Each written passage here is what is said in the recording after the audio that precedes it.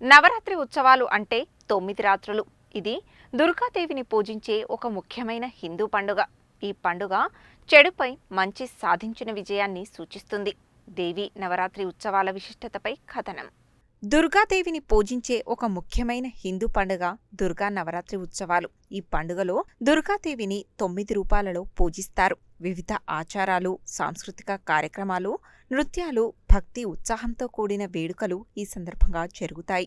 నవరాత్రి ఆధ్యాత్మిక పునరుద్ధరణకు, జ్ఞానం పెంపొందించుకోవడానికి అనుకూలమైన సమయంగా భావిస్తారు. శక్తివంతమైన రాక్షసుడు మహిషాసురుడిని దుర్గాదేవి సంహరించిన సంఘటనకు గుర్తుగా ఈ పండుగను జరుపుకుంటారు. నవరాత్రి విశ్వాన్ని సృష్టించిన దైవిక స్త్రీ శక్తిని గౌరవించే ఉత్సవమని అంటారు. ఇది చెడుపై మంచి విజయాన్ని సూచించే పండుగ.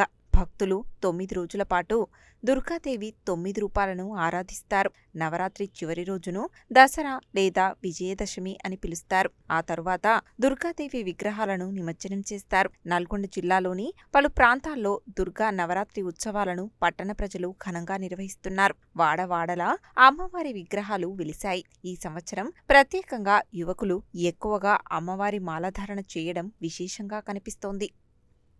అమ్మవారి నవరాత్రి ఉత్సవాలు ప్రతి సంవత్సరంలాగే ఆశ్వీజ శుద్ధ పాడ్యమి నుండి దశమి వరకు, దసరా వరకు కూడా అమ్మవారి నవరాత్రి ఉత్సవాలు మనం ప్రతి సంవత్సరం నిర్వహిస్తాము.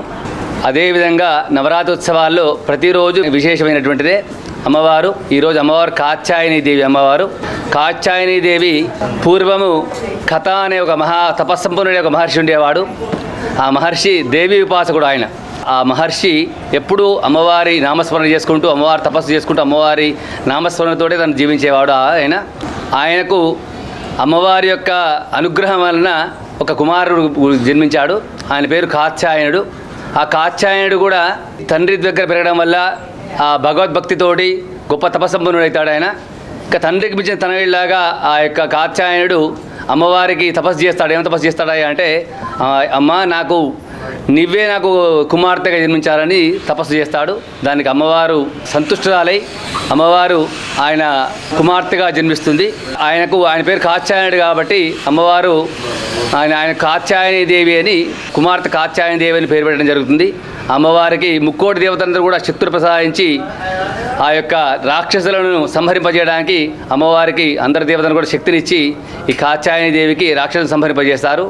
ఈ కాత్యాయని దేవిని కనుక మనం స్మరించుకుంటే మనకు ఉన్నటువంటి బాధలను తొలగిపోతాయి.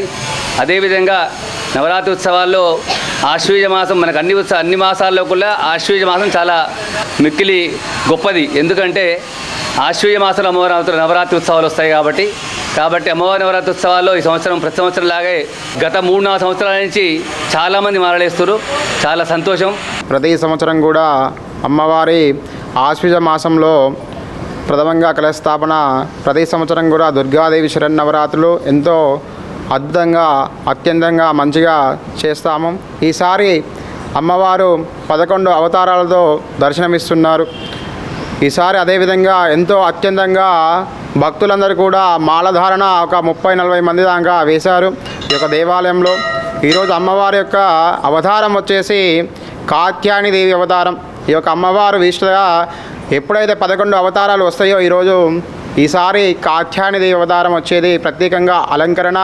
ప్రత్యేకమైనటువంటి అమ్మవారు కాత్యాయని దేవి యొక్క విశిష్టత ఏమిటంటే, ఎవరికైతే కాత్యాయని దేవి దుర్గాదేవి అవతారంలో 4వ అవతారం కాత్యాయని దేవి అవతారం. ఈ యొక్క అవతారంలో అమ్మవారు ఎంతో ఎవరికైతే కళ్యాణం కాదో, కుజదోషం కుజదోషం నుంచి పరిహారణ కోసం అమ్మవారి యొక్క కాత్యాయని వ్రతం ఎవరైతే చేస్తారో అలాంటి వారికి వెంటనే కళ్యాణం అవుతుంది.